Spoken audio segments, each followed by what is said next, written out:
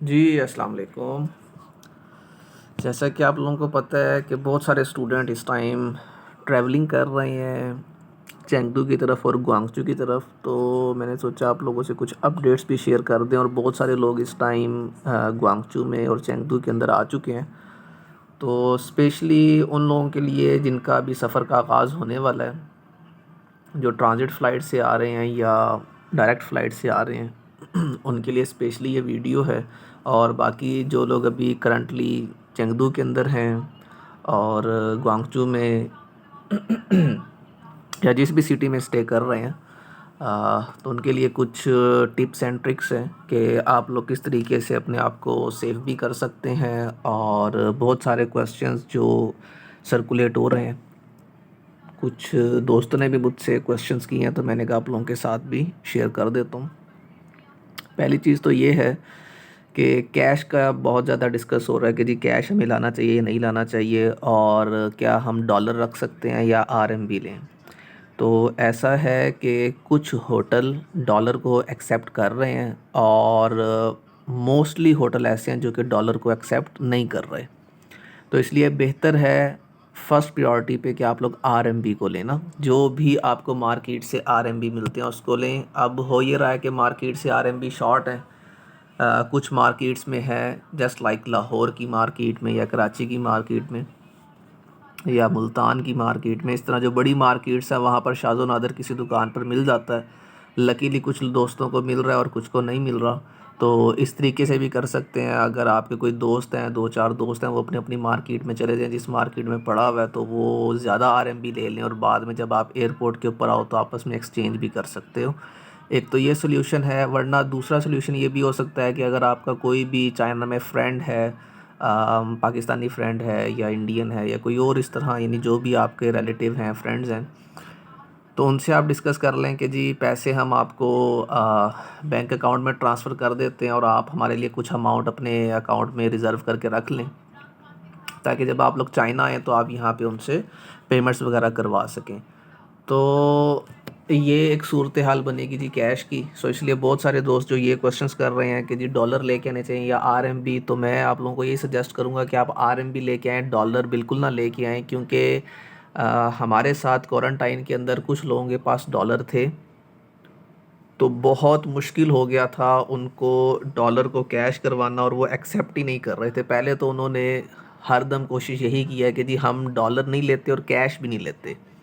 लेकिन फिर अगर आपके पास आरएमबी कैश में है तो वो एक्सेप्टेबल है ना, वो उसको ले लेते हैं। थोड़ा सा इसरार करने के बाद वो आरएमबी आपसे ले लेंगे होटल वाले। पर बेस्ट उनके लिए यही होता है, वो कहते हैं जी ऑनलाइन हमें ट्रांसफ़र करवाएं वी चैट से या अली पे से। So if you have any friend, colleague, any relative, तो आपके लिए बहुत ज़्यादा आसान हो जाएगा कि आप उसको ऑनलाइन पेमेंट वगैरह करवा सकते हैं। इवन कि अगर आपने यहाँ से टैक्सी भी करवानी है, कैब्स करवानी है, तो कोई इशू नहीं है, आप इजीली करवा सकते हैं। वो भी, उसकी भी ऑनलाइन पेमेंट हो जाती है। सेकंड थिंग, सामान के हवाले से बड़ा डिस्कस किया जा रहा है कि जी सामान का क्या बनेगा अगर हम वहाँ से ले आते हैं पाकिस्तान से, और यहाँ से उसके बाद आगे क्या होगा। क्योंकि जाहिर सी बात है, आपने डायरेक्ट अपने सिटी की यूनिवर्सिटी में तो जाना नहीं है। आप एक सिटी में ट्रैवलिंग करने के बाद आपको फिर यहाँ से भी कोई फ़्लाइट लेनी पड़ेगी या ट्रेन आपको लेनी होगी to reach your university city. वहाँ पे पहुँचने के लिए भी आपको ज़रूरत होगी किसी फ़ास्ट ट्रेन की या फ़्लाइट की। तो इसमें ऐसा है, दो चीज़ें हैं। डोमेस्टिक फ़्लाइट का फ़ायदा ये है कि उसमें टाइम कम होता है, ठीक है। लाइक अगर कोई चेंगडू से नानजिंग जाना चाह रहा है, या इसी तरीके से अगर कोई चेंगडू से हार्बिन जाना चाह रहा है, और इसी तरीके से आपके और भी शंघाई है, मतलब जस्ट लाइक, या गुआंगचू से नानजिंग आना चाह रहा है। आप जिस भी सिटी के अंदर आप ट्रैवल करना चाह रहे हैं, तो जब आप यहाँ आएंगे तो आपको फ़ील होगा जो प्लेन की टिकट है वो सस्ती है, जो फास्ट ट्रेन है उसकी टिकट महंगी है। डिपेंड्स अपॉन के डिस्टेंस कितना है और आपने किस सिटी में जाना है, तो वो डिपेंड करता है। और फिर अवेलेबिलिटी पे डिपेंड करता है कि टिकट्स कितनी अवेलेबल हैं। जितनी सीट्स की अवेलेबिलिटी होगी उस हिसाब से ही आपके चार्जेस भी होते हैं। सो फिर भी अगर हम कंपैरेटिवली देखें तो जो फ़्लाइट है, फ़्लाइट के पैसे कम होते हैं बनिस्बत फ़ास्ट ट्रेन के। लेकिन जो डोमेस्टिक फ़्लाइट्स हैं यहाँ पर, उनका एक इशू जो आपको फेस करना पड़ेगा वो ये है कि 20 केजी से ज़्यादा डोमेस्टिक फ़्लाइट्स में अलाउ नहीं होता। जो बैगेज अलाउंस है वो 20 केजी से ज़्यादा डोमेस्टिक फ़्लाइट्स में अलाउ नहीं होता। तो इसलिए most of the time students prefer करते हैं, और यहाँ से जितने लोग भी जाते हैं वो फ़ास्ट ट्रेन के थ्रू जाते हैं। इट डिपेंड्स अपॉन यू कि जब आप 10 दिन रहेंगे क्वारंटाइन में, अगर आप अपने साथ खाना वगैरह लेके आए हुए हैं वो ख़त्म हो जाता है, और उसमें आपका 20 केजी 25 केजी का बैग है तो भी काम चलेगा, ठीक है, इतना हो जाएगा। 2-3 केजी को वो निकाल देते हैं, इतना भी स्ट्रिक्ट नहीं होता। लेकिन फ़ास्ट ट्रेन के केस में ये होता है कि वहाँ पे बैगेज का कोई मसला नहीं होता। You just carry your baggage और आप इजीली जा सकते हैं अपना जो भी यूनिवर्सिटी की सिटी है। तो ये दोनों सूरत हाल हैं, इसलिए जो लोग भी अपना बैगेज वगैरह लेके आ रहे हैं, जितने भी उनके पास बैग्स हैं, तो जब आप लोग क्वारंटाइन पहुंच जाए पहले आप लोग लें। अभी इन चीज़ों के ऊपर ज़्यादा गौर ना करें। अगर आप अभी से गौर करेंगे तो जो 10 दिन आपने गुजारने हैं, सॉरी अब वो 10 दिन नहीं, अब तो 8 दिन रह गए हैं। 5+3 की पॉलिसी चल रही है और वो इम्प्लीमेंट भी हो गई है, और you need to stay only 8 days not 10 days. तो 5+3 डेज़ टोटल 8 डेज़ आपने जो क्वारंटाइन में गुजारनी है। इतना सामान ले आए कि आपका वो खाना वगैरह उसमें ख़त्म हो जाए। एनी हाउ जो बाकी आपके कपड़े वगैरह और बाकी चीज़ें हैं, बैगेज है, तो वो फिर डिपेंड करेगा कि आपके पास कितना सामान बच गया और आपने कैसे जाना है। तो आई थिंक अभी आप लोग जो है वो सिर्फ वहाँ से अपना सामान लेके हैं, जितना मैक्सिमम हो सकता है क्वारंटाइन में आके उसको आप लोग यूज़ करेंगे तो आइडिया हो जाएगा। फिर करंट सिचुएशन में जो भी आपको सूरत हाल बेहतर लगे आप लोग जा सकते हैं। मेन चीज़ ये है कि जो डोमेस्टिक फ़्लाइट है उसमें 20 केजी अलाउ है, जबकि फ़ास्ट ट्रेन के अंदर ऐसी कोई शर्त नहीं है। आप उसमें बैगेज वगैरह जितने भी हैं उसको ले जा सकते हैं। तो ये तो जो भी करंट रह रहे हैं, जिनका क्वारंटाइन कंप्लीट होने वाला है, उनके लिए भी ये एक इन्फॉर्मेशन है कि आप लोग अपनी फ़्लाइट्स को चेक करें, ट्रेन को चेक करें, जो आपको सूटेबल लग रहा है आप उस लिहाज से वो पिक करें और ले जाएं। अगर किसी का कम है तो ऑब्वियसली उसको डोमेस्टिक फ़्लाइट ज़रूर लेनी चाहिए। अगर किसी का बैगेज अलाउंस बहुत ही ज़्यादा है, लेट्स से कि वो 35 केजी 30 या 40 तक भी जा रहा है, तो फिर उसके लिए बेटर है कि वो फ़ास्ट ट्रेन से ही अपने दूसरे सिटी के अंदर पहुँचे। तो एक तो कैश पे बात करनी थी, दूसरा आपसे डोमेस्टिक फ़्लाइट वर्सेस जो फ़ास्ट ट्रेन है उसके हवाले से आपको इन्फॉर्मेशन देनी थी। और एक तीसरी इन्फॉर्मेशन जो इंतहाई इम्पॉर्टेंट है और इंतहाई दिलचस्प भी है, वो ये है कि जब आप लोग अपने यहाँ पर जिस भी सिटी के अंदर आ जाएं, जहाँ पर भी आप लोग क्वारंटाइन कर रहे हों, तो ट्राई करें कि पहले दिन आते ही अपना जो मील है उसको कैंसिल करवाएं। क्योंकि मोस्ट ऑफ़ द टाइम क्या होता है कि जो रेस्टोरेंट है वो ऑब्वियसली अभी विदाउट फूड आपको रेंट बेसिकली वो ले रहे होते हैं।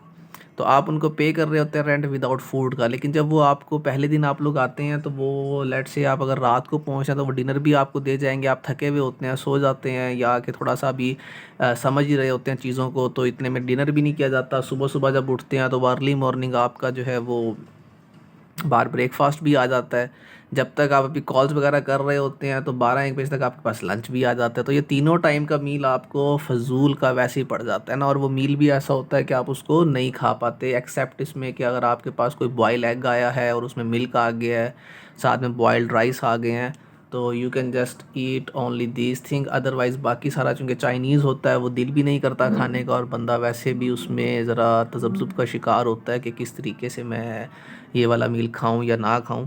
और वो वैसे जब ठंडा हो जाता है तो फिर ठंडा हो गया तो वैसे दिल नहीं कर रहा होता। तो इसलिए ये एक बड़ी आप लोगों के लिए ख़ास तौर पे टिप है कि जैसे ही आप लोग आएँ थोड़ा सा हौसला करके गो, कि आप थके हुए होते हैं, इंसान उस टाइम बहुत थका हुआ होता है।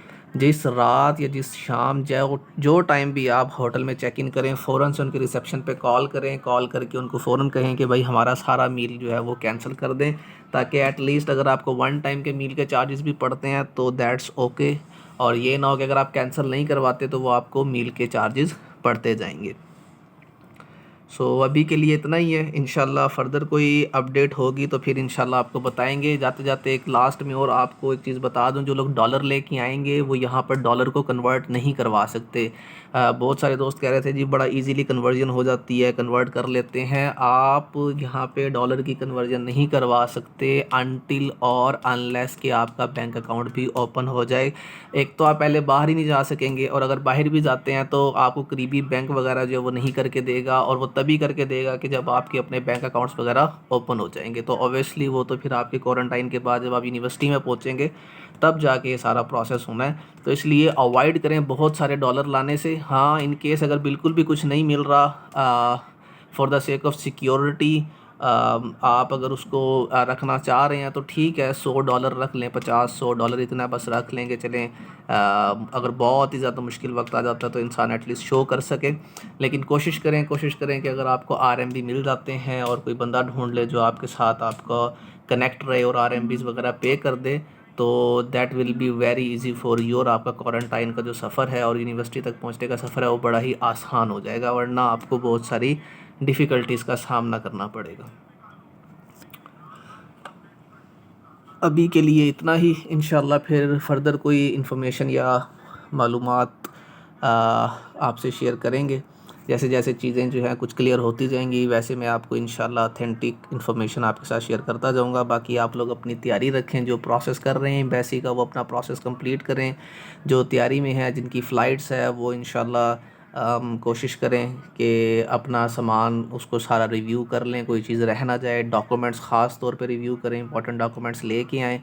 कुछ दोस्त अभी फ़्लाई करेंगे, कराची से भी कुछ दोस्तों की है, तो इंशाल्लाह वो उनका भी जैसा एक्सपीरियंस होगा तो मैं आपके साथ इन डिटेल वीडियो एक लेके आऊँगा, जिसमें आपको पूरा फिर उसके अंदर प्रोसेस शेयर करेंगे कि ये जो ट्रांजिट फ़्लाइट है वाया रियाद जो सऊदीया से आ रही है ग्वांगचू के लिए, तो वो सारा प्रोसेस क्या है और वहाँ पर क्या क्या चीज़ें उनको फ़ेस करनी पड़ी हैं, किस तरीके से, कितने घंटे की फ़्लाइट थी, कहाँ स्टे हुआ है, ग्रीन कोड का मामलात कैसे थे, और ये सारी जितनी भी डिटेल्स हैं, चीज़ें हैं, इंशाल्लाह वो जैसे ही पहुँचते हैं अपना एक्सपीरियंस शेयर करेंगे तो मैं भी डिटेल वीडियो के साथ आपके साथ वो सारी चीज़ें फिर आपको शेयर कर दूँगा। तब तक के लिए जज़ाकल्लाह खैर, अल्लाह हाफ़िज़।